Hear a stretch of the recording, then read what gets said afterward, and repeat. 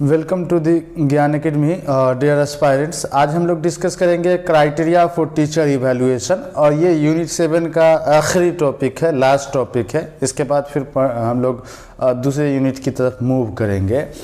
Criteria for teacher evaluation है ना, कि टीचर इवैल्यूएशन का क्या क्राइटेरिया होना चाहिए, यानी कि टीचर जो है जो पढ़ाता है उसके इवैल्यूएशन की अगर हम बात करें तो उसके लिए क्या क्राइटेरिया होगा, किस बेसिस पे हम उसको इवैल्यूएशन करेंगे, है ना। तो इन चीज़ों को देखना पड़ेगा। सबसे पहले तो थोड़ी सी बात ये समझ लीजिए कि टीचर के इवैल्यूएशन से क्या मुराद है या क्या मतलब है टीचर्स के मूल्यांकन से या शिक्षक के मूल्यांकन से।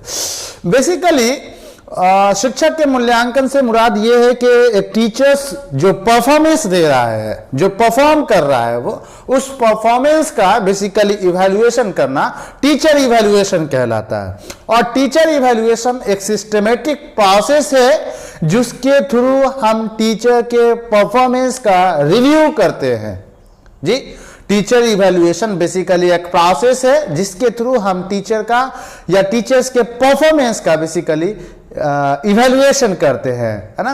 क्लासरूम के अंदर टीचर किस तरीके से परफॉर्म कर रहा है, किस तरीके से क्लासरूम को मैनेज कर रहा है, किस तरीके से बच्चों के साथ इन्वॉल्व हो रहा है या किस तरीके से बच्चे की लर्निंग आउटकम को इन्हांस करने के लिए काम कर रहा है।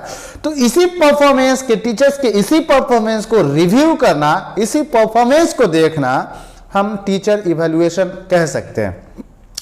और ये टीचर इवैल्यूएशन के थ्रू बेसिकली टीचर्स अपने परफॉर्मेंस को बढ़ा भी सकता है और साथ ही साथ उसका प्रोफेशनल डेवलपमेंट भी हो सकता है। यानी कि teacher evaluation is the key beneficial for the professional and personal growth of the teachers, है ना, and to improve their performance.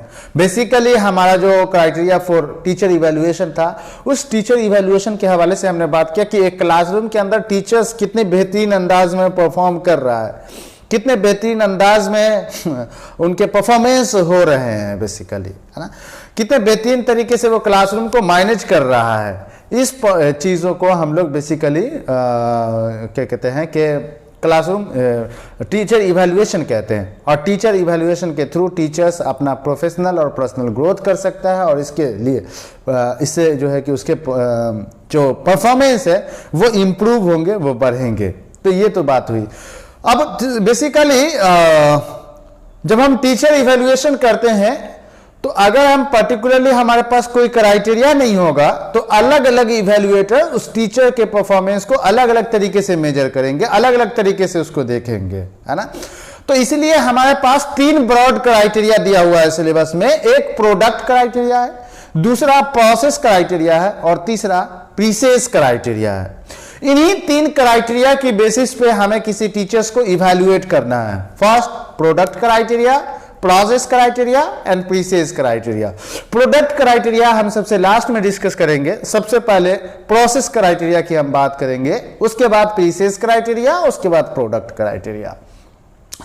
प्रीसेस criteria को बेसिकली मानदंड आधारित हम मूल्यांकन भी कहते हैं या कसौटी पर बेस्ड इवैल्यूएशन भी कहते हैं, है ना। तो टीचर्स के इवैल्यूएशन में सब्जेक्टिविटी ना आए, इस सब्जेक्टिविटी को दूर करने के लिए बेसिकली क्या किया गया, product criteria, process criteria and presage criteria लगाया गया। देखिए प्रोसेस क्राइटेरिया में हम क्या देखते हैं, टीचर्स का क्या क्या हमें देखना पड़ता है। एक तो हमें ये देखते हैं प्रोसेस क्राइटेरिया में कि टीचर्स ने प्लानिंग कितनी बेहतरीन अंदाज में बनाया है और उसके साथ साथ उनकी तैयारी कितनी बेहतरीन है। जैसे लेसन प्लान उन्होंने कितने बेहतरीन अंदाज में बनाया है, लेसन प्लान का स्ट्रक्चर्स कितना बेहतरीन है ना, कितना ऑर्गेनाइज्ड है लेसन प्लान, क्या लेसन प्लान में जो चीजें कही गई है उसी के हिसाब से वो डील कर रहे हैं, है ना। तो प्लानिंग में हम ये चीजें देखते हैं। और फिर प्रिपरेशन में हम देखते हैं कि टीचर्स ने तैयारी की है कि नहीं, जैसे TLM वगैरह बनाया है, चार्ट मैप्स वगैरह बनाए हैं या नहीं बनाए हैं, तो हम इसको बेसिकली प्रिपरेशन के अंदर रखते हैं। सो हमारे पास पहला जो क्राइटेरिया प्रोसेस क्राइटेरिया के अंदर हम सबसे पहले प्लानिंग देखते हैं टीचर्स की, फिर उनकी प्रिपरेशन देखते हैं, डेट मीन्स उनकी तैयारी देखते हैं। उसके बाद क्लासरूम इन्वायरमेंट है, कक्षा जो है हमारा उसका इन्वायरमेंट कैसा है, क्या खुशनुमा है या ऑटोक्रेटिक मिजाज है या बच्चे एकदम कंट्रोल्ड मैनर में हैं और वो डर से सहमे हुए हैं। तो हम एक इन्वायरमेंट को देखते हैं कि इन्वायरमेंट ओपन क्लाइमेट है, डेमोक्रेटिक क्लाइमेट है, क्या बच्चे खुल करके अपने विचारों को या स्वतंत्रता पूर्वक अपने विचारों को प्रदर्शित कर रहे हैं, अपने विचारों को रख रहे हैं टीचर्स के सामने या नहीं रख रहे हैं, है ना।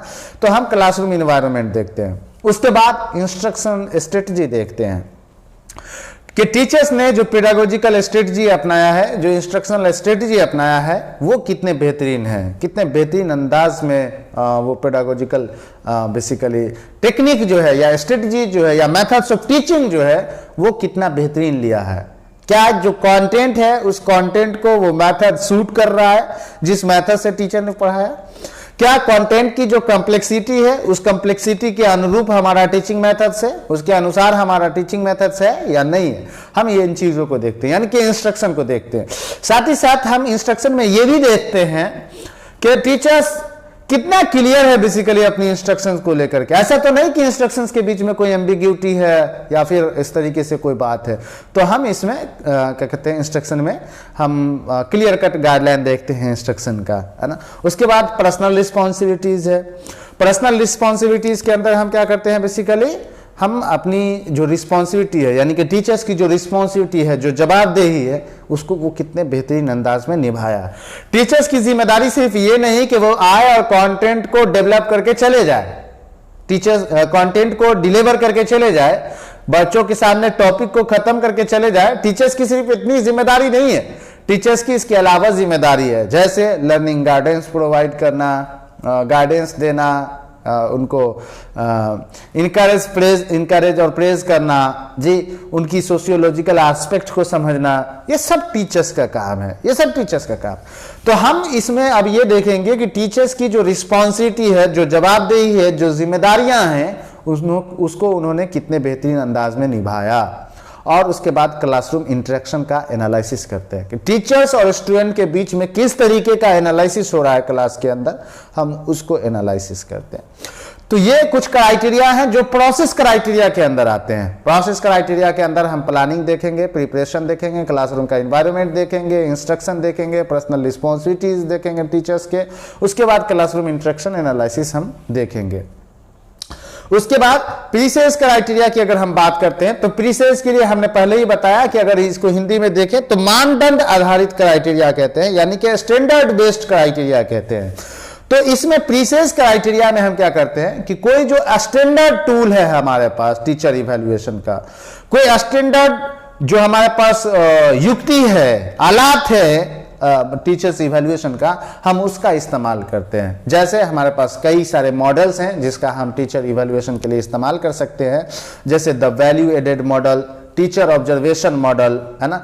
टीचर ऑब्जर्वेशन मॉडल, इसके अंदर हम देखेंगे कि टीचर्स ने कैसे क्लासरूम को हैंडल किया, कितने बेहतरीन अंदाज में उन्होंने कंटेंट प्रिपेयर किया है ना, और क्लासरूम में कितने बेहतरीन अंदाज में उन्होंने परफॉर्म किया, है ना। उसी तरीके से दूसरा एक और मॉडल आता है the future framework model, FFT 1996, है ना। सी डेनियल्सन ने बेसिकली इस मॉडल को दिया था, सी डेनियल्सन ने इस मॉडल को बेसिकली दिया था, the future framework model, the future framework model FFT 1996, C Danielson ने दिया था इसको। इसके अलावा the Marzano focus teacher evaluation model, है ना, the Marzano focus teacher evaluation model.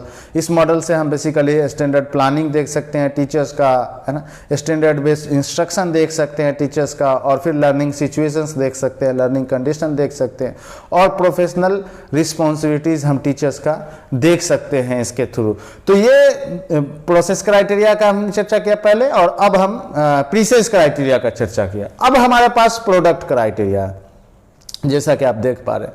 तो प्रोडक्ट क्राइटेरिया में बेसिकली हम क्या देखते हैं, टीचर लर्नर्स के जो आउटकम है, लर्नर्स का जो परफॉर्मेंस है, लर्नर्स जिस तरीके से परफॉर्म कर रहा है अपने सोशल लाइफ में, या फिर क्या कहते हैं कि किसी स्कूल में, किसी कॉलेजेस में टीचर्स का जो परफॉर्मेंस है, या किसी इंट्रांस में, किसी कंपटीशन में स्टूडेंट का जो परफॉर्मेंस है उस परफॉर्मेंस से बेसिकली हमें पता चलेगा एक्चुअली में प्रोडक्ट क्राइटेरिया। तो प्रोडक्ट क्राइटेरिया के अंदर हम ये देखते हैं कि स्टूडेंट का कितना परफॉर्मेंस बेहतर हुआ। साथ ही साथ हम इस परफॉर्मेंस क्राइटेरिया के अंदर ये भी देखते हैं कि एक टीचर्स का प्रोफेशनल ग्रोथ हुआ या नहीं हुआ, इसमें बढ़ोतरी होने की वजह से एक टीचर्स के प्रोफेशनल ग्रोथ हुए या नहीं हुए, हम इनको भी देखते हैं, है ना। अब उसके बाद हमारे पास दो छोटा छोटा सा टॉपिक है जिसका ऑलरेडी मैं आपको चर्चा कर चुका हूँ, rubrics for self and peer evaluation. Rubrics का इस्तेमाल खुद की इवैल्यूएशन में और साथ ही साथ पीयर के इवैल्यूएशन में। रूब्रिक्स क्या होता है, कितने टाइप्स हैं, क्या एडवांटेजेस हैं, हम ये तमाम चीज़ें पहले ही आपसे बता चुके हैं। बस थोड़ी सी यहाँ पे गाइडलाइन देता चलूँ कि रूब्रिक्स का इस्तेमाल हम अपने इवैल्यूएशन के लिए भी कर सकते हैं और साथ ही साथ पीयर्स के इवैल्यूएशन के लिए भी कर सकते हैं। जैसे सूक्ष्म शिक्षण होता है या फिर टीचिंग प्रैक्टिस होती है, तो उसमें जो है कि एक पर्टिकुलर सब्जेक्ट का टीचर्स दूसरे पर्टिकुलर सब्जेक्ट के पीपल्स टीचर को इन्वाइट करता है कि मेरी क्लासरूम में आइए, आप उनको रूब्रिक्स दे देता है ना, और फिर कहता है कि आप मेरा देखिए कि मैं कैसा परफॉर्म कर रहा हूँ, है ना। तो बेसिकली जो रूब्रिक्स है उसका इस्तेमाल आप सेल्फ एंड पीयर इवैल्यूएशन दोनों के लिए कर सकते हैं, इसका रूब्रिक्स का इस्तेमाल। तो ये आपका जो है कि इसी टॉपिक के साथ आपका यूनिट 7 कंप्लीट होता है ना। यूनिट 7 में जितनी भी टॉपिक थी सबको मैंने कवर करने की कोशिश की है, लेकिन फिर भी अगर कोई टॉपिक रह गया हो, कोई बातें अगर ना समझ में आई हो, तो आप प्लीज़ कमेंट करके मुझे कमेंट सेक्शन में बता दीजिएगा। आज के लिए बस इतना ही। नेक्स्ट वीडियो में हम नेक्स्ट यूनिट की तरफ मूव करेंगे। बहुत बहुत धन्यवाद। Thank you very much.